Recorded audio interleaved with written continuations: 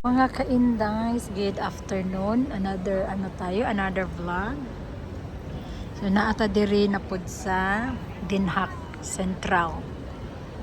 So karon lahion na tong ato ang sakay padulong dito sa Duterte Street, magkuanta day magtram.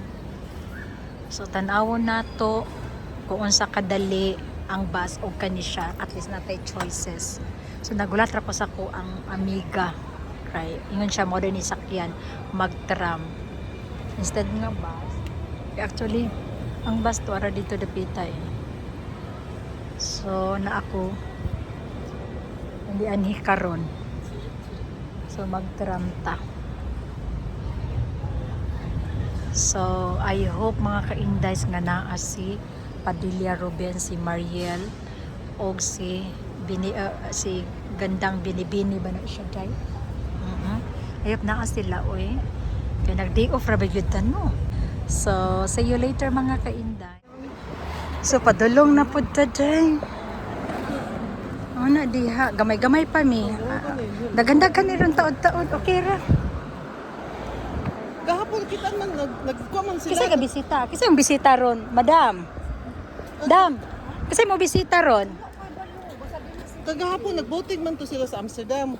Yan nakitaan pa din nila si Sarah. Aya? Ako permi, nakasakay na mo sa tram. Wala ko nagpost pati yung banag hapon. Basta sa Aya? Amsterdam sila nakautin. Oh. Mm.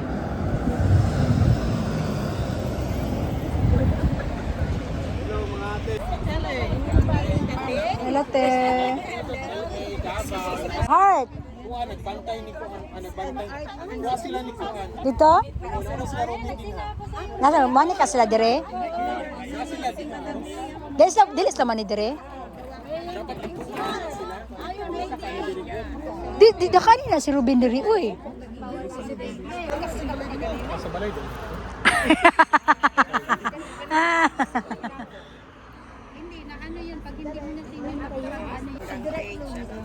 Base events ha, everyday there is sa lugar. Isa history. Tokan na. Say ka, Heart? For the Philippines. Imo ani, madam? Isa new history. So kani inyong mga comments karon. Mga supports ninyo, lahat, kay Tatay Igo. Nagulat mi dang, may tagman ni si Ruben Padilla. So, I'm really proud of that. Og si Mariel, na si Mariel. Pero guys, sa bahay, Oh, kauban man. yeah, support each other. Yun ang kasi kahit sino ang mga vloggers, they are being here, supporting, everything. Gihukaran na biya ka ni ate. Ang taga. Adili magpahatag gina siya. Ate, kana pastilan. Naganahan naman mi anit eh. Salamat kayo. Nag-diet unta ko pero next time na lang. Diri ka no, ano kag-shout out tayo? Humana na, humanak ko. Nabe may comment sa imong gingon ganina. Ha? Ito, dili tanan nga musimba o mutuan dili No, I never see Musimba. Sa to, dili It's tanan. no church when save you from sin, ha? From a sinner na, I mean, ang simbahan dili hindi maka ano. Hey, vlogger na gid si Inday. Inday Hearty, vlogger na jud kadam. Political analysis dere karon, analyst.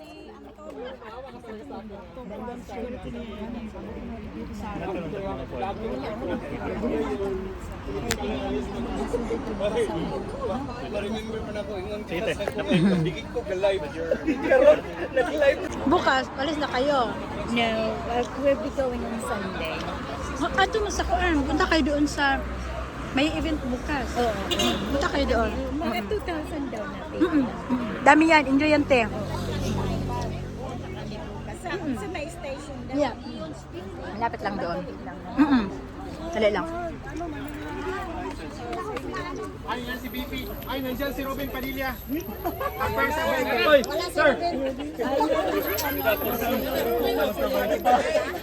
Ano na si Ruben, no? May, nandito na si Ruben, May. Katabi mo. Ha! Nita. Uy, pambutangas ako diri.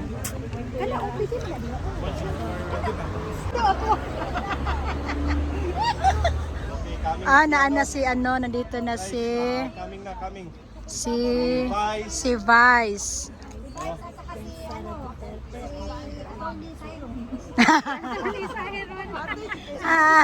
Si Atty. Siron. Hindi, si security guard, Siron. Alright.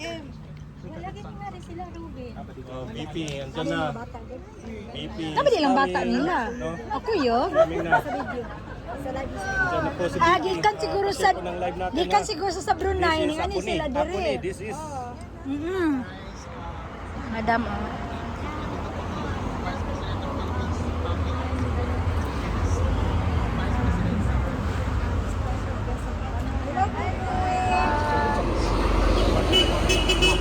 Hello po. Duterte. Hello po. Hapon. Hello, BP. Kumusta po? Okay lang, ma'am.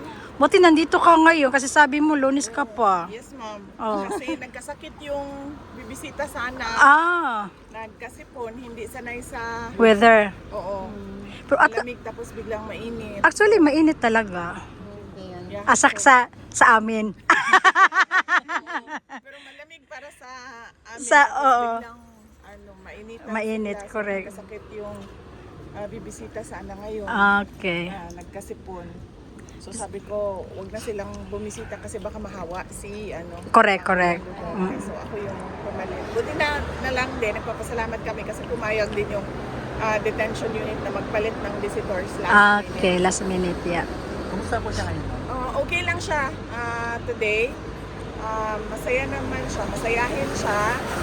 Medyo naughty yung kanyang medyo naughty yung topic namin ngayon dahil about sa Huwag na lang. Nakausap namin yung mother niyo po last time. Sabi niya po, she wants to go home. si mama? Yes, medyo matagal na siya. Yeah. Oo, pauwi na siya. Magkasabay kami pauwi next week. Darating na din kasi si Anilet. Siya na yung papalit para bibisita kay dating Pangulong Duterte. So, pauwi na rin yun. Matagal-tagal na rin siya dito, ma'am, no? Kami, magkasabay kami. Magkasabay. July 6. July 6. July 6. Any questions? May Yung sa'yo, Be. Ay, question mo. Sige. Basahin mo na lang. BP, alam ba niya tatay ditong na may event bukas? Oo, nabanggit ko na.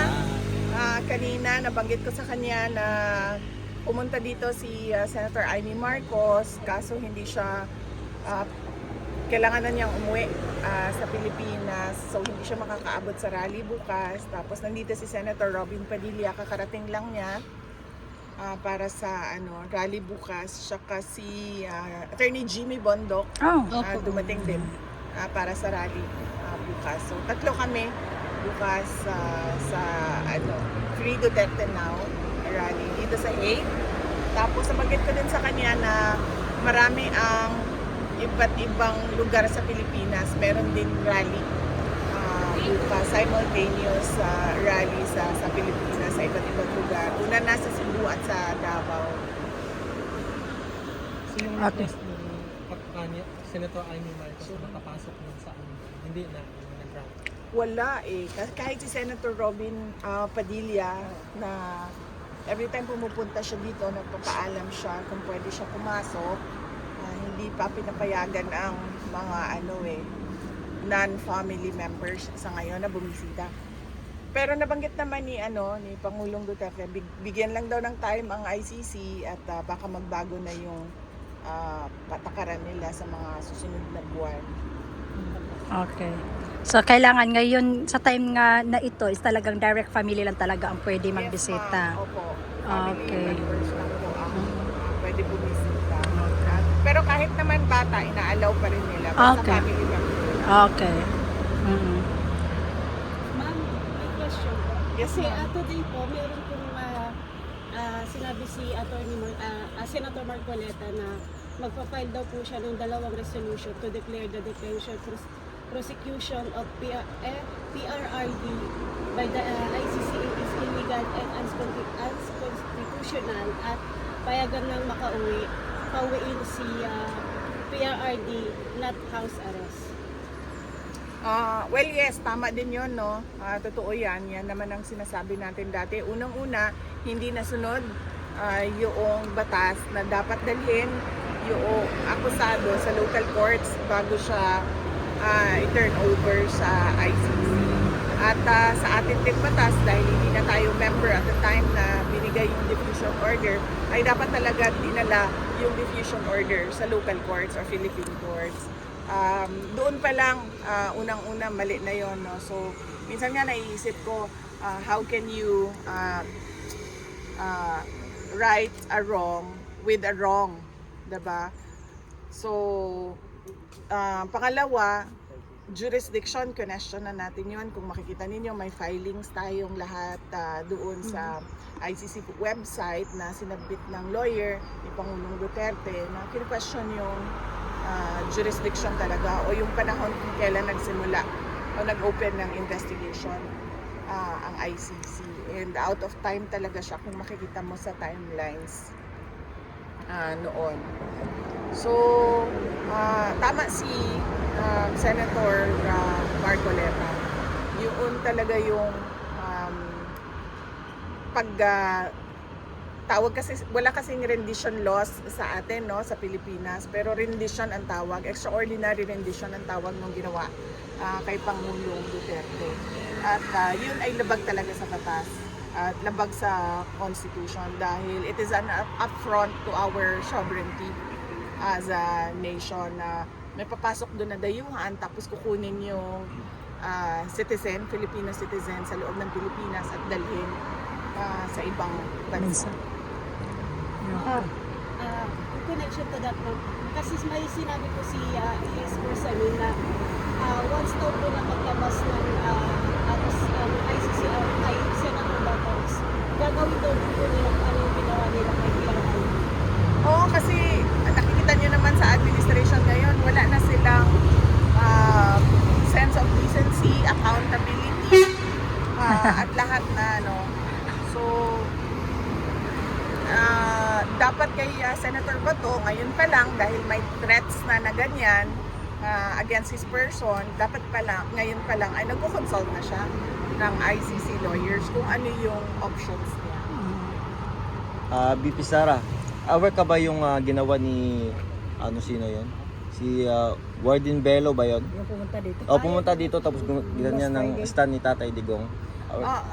Hindi ako aware sa mga pangyayari. Hindi ako aware. Anong nangyari? Sorry. Kasi nag-picture siya dyan, tapos ginanyan yung stand ni Tatay Digong. Dito talaga sa dulo. Nag-thumbs Dito down. talaga, si Warden Bello. Ang pangalan niya, Warden Bello. Baling sa NPA siya dito. NPA siya Oo. Wag natin tularan, no? Mas marami tayo kaysa sa kanila. Yeah. Of course. So, yung mga ganun na pag-uugali, siguraduhin natin na wag natin gawin dahil nanonood din yung mga anak natin at mga apo natin sa atin kung ano yung ginagawa natin. So, ipakita natin sa kanila na hindi lahat ng Pilipino, tulad niya, Walden, di ba, no? Tulad ni Walden na walang may taro nga pamatasan.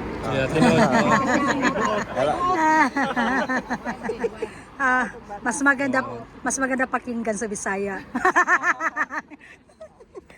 Direct to the point, yun ba? I have a question from Europe Brunei Media. What is the position of interim release with the options of via embassy and other countries? So ang lawyer natin, ma'am, nag-file na siya ng petition for interim release at meron lang mga submissions na nire-require ang mga court sa iba't ibang parties. So hanggang ngayon, nagko-comply pa lahat doon sa mga submissions. Siguro mas maka-explain ang lawyer ni Pangulong Duterte, si Atty. Kaufman, kung ano yung mga ginagawa pa nila ngayon sa filing nila sa interim release. How are you po? Like, it's not easy ano ba, to change times from time to time. She looks fresh. Well, okay naman ako. Nabanggit ko noon, no, nung nandun ako sa Australia. Na kargado ako ng vitamins. So, dati hindi ako naniniwala talaga sa vitamins. Pero ngayon, dahil sa paniwala ko na ngayon na makakatulong siya sa pagod, sa fatigue. So, kargado talaga ako ng vitamins ngayon. At so far, hindi naman ako nagkakasakit. At natuto na rin ako mag-switch ng time zone. Anuhin lang yung tulog, ayusin lang kaagad. Yung tulog, huwag siya kumbaga i-baby ba, pabayaan yung jet lag mo. So, kailangan mo talaga, may conscious effort ka na balik rin talaga yung oras ng tulog mo. At yun nga, naisip ko din, medyo busy din yung pag-uwi ko sa Pilipinas kasi didiretso ako sa Marinduque dahil merong bubuksan doon na 120 days na feeding program. Yung Office of the Vice President, yung Pansarap Project natin ay magbubukas doon sa island dahil marami sa mga kabataan at mga estudyante sa mga island provinces ay malnourished talaga. So, meron kaming bubuksan doon.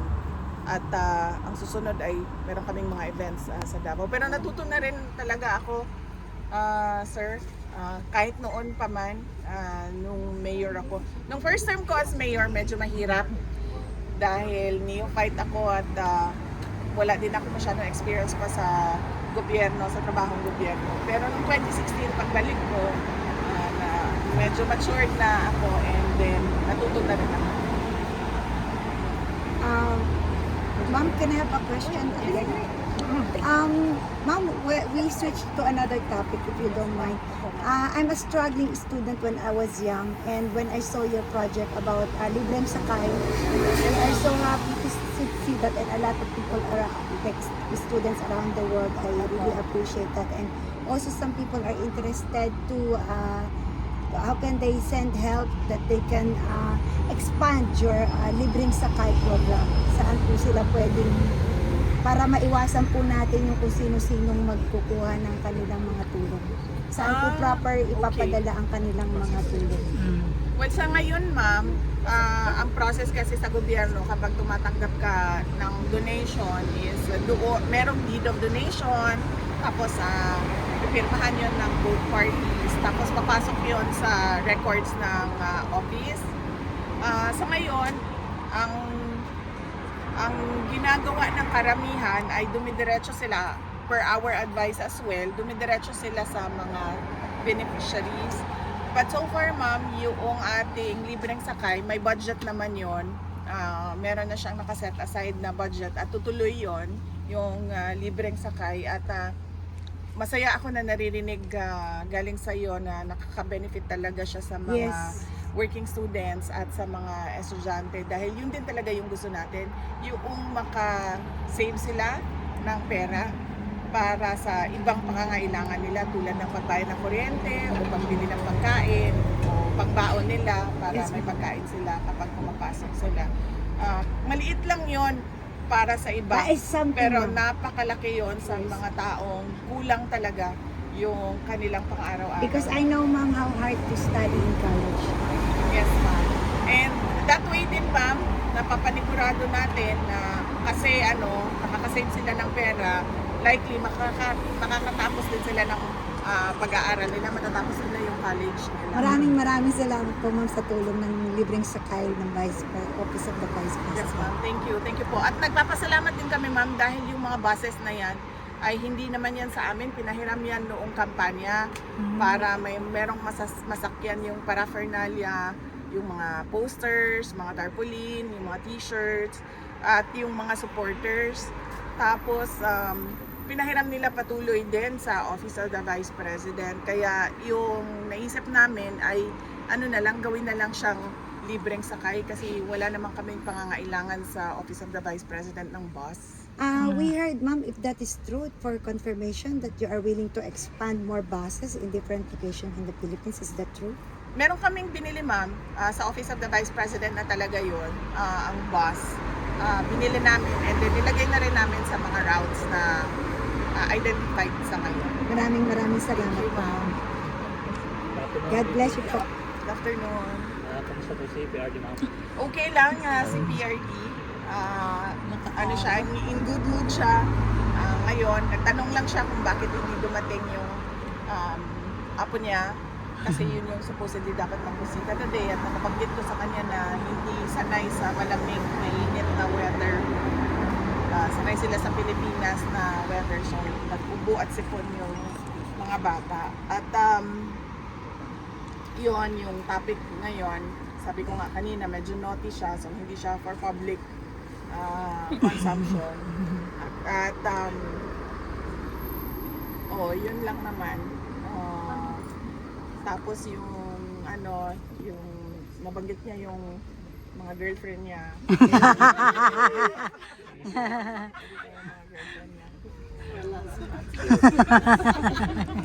Kumusta naman po yung kalusugan niyo, ma'am?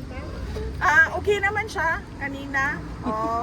Ano lang yung messy lang yung kanyang, sabi ko sa kanya, mag-shave siya, shave. Messy yung kanyang beard, tsaka bigote. Tapos, pero hindi siya makadecide kung mag-go all white daw siya or magpatina pa rin siya. Hindi daw siya makadecide. Minsan daw pag umaga, nakatingin siya sa salamin. Minsan daw gusto niya puti na lang lahat. Tapos meron naman daw mga araw na gusto niyang magpatina.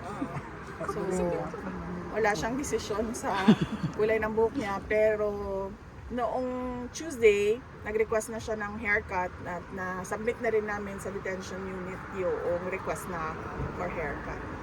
Wow. At saka yung tungkol sa Waping. kuko niya. Kasi ikaw last time yung nag-ano, di ba? Yes, ma'am. Oo. Last time ako yung naggupit. Kaming dalawa yung naggupit ng kuko niya. Nagtulungan kami sa kuko niya. Oo. Nag-request na rin kami noon kanyang manicure at Pedicure. Hindi ko lang siya natanong kung nagawa na ba. Pero yung kuko niya kasi, short na talaga yun ng Tuesday. Okay. Inayos namin. Yeah, BP, I have a question. In a few days time, parang the spokesperson ng Office of the Vice President is really gaining attention and positive feedback. And parang nakikita ng mga tao, they're able to compare doon sa other speakers, yung performance ng speaker ng OVP ngayon. Ano yung feedback mo doon sa performance niya? Well, nagpapasalamat ako kay Attorney Ruth Castello, no? Dahil sa panahon ngayon, madami talagang ayaw tumulong. Dahil anti-Duterte sila at pangalawa, dahil yung iba natatakot, baka daw sila ay habulin ng administrasyon. Nagpapasalamat kami kay Attorney Ruth Castello dahil meron siyang interest na tutulong sa Office of the Vice President. At yung desisyon na kumuha ng spokesperson for the Office of the Vice President ay galing din sa mga kasamahan namin sa opisina. Dahil iba kasi yung tao na Vice President, iba din yung opisina na Office of the Vice President. So dapat merong tigapagsalita doon sa mga ginagawa nila doon sa loob ng Office of the Vice President. Vice, may maasahan ba ang taong bayan na makauwi mo si PRD sa lalo na talaga? Paano ko ba sagutin yan?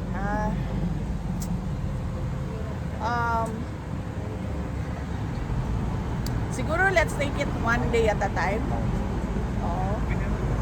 Sa ngayon, ang inaantay natin ay sana madismiss ang kaso based on the filings sa jurisdiction. At in the meantime, mabigyan din siya ng interim release habang nagtatalo yung mga abogado at prosecutor dyan sa loob ng korte. Mabigyan siya ng interim release dahil sa edad niya at dahil sa kanyang kalusugan. So, hindi ko talaga siya mabigyan ng definitive timeline. Hindi ko lang alam kung kaya masagot ng abogado kung merong definitive timeline at kung gaano kataas yung chances na makauwi si dating Pangulong Duterte sa Davao City. So, sinabihan ko na rin si Attorney Kaufman na kung pwede, he makes himself para masagot yung mga tanong ng mga kababayan natin at mga supporters ni dating Pangulong Rodrigo Duterte. Maliban sa huling habilin ni PRD, ma'am,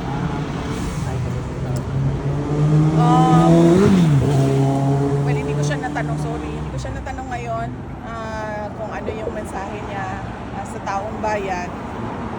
But, sorry may na-discuss kami kanina. Ano nga ba yung na-discuss namin? Sorry, nakalimutan ko na sa medyo mahaba kasi yung 1 hour and 30 minutes. Tapos, bawal kasi magdala ng pen and paper doon. So, based on memory lang lahat. Well, yun. Try ko i-remember ha. Meron kami napag-usapan kanina eh. Ano niya, parang message niya about life. Oh, that's interesting. Very philosophical. Yes,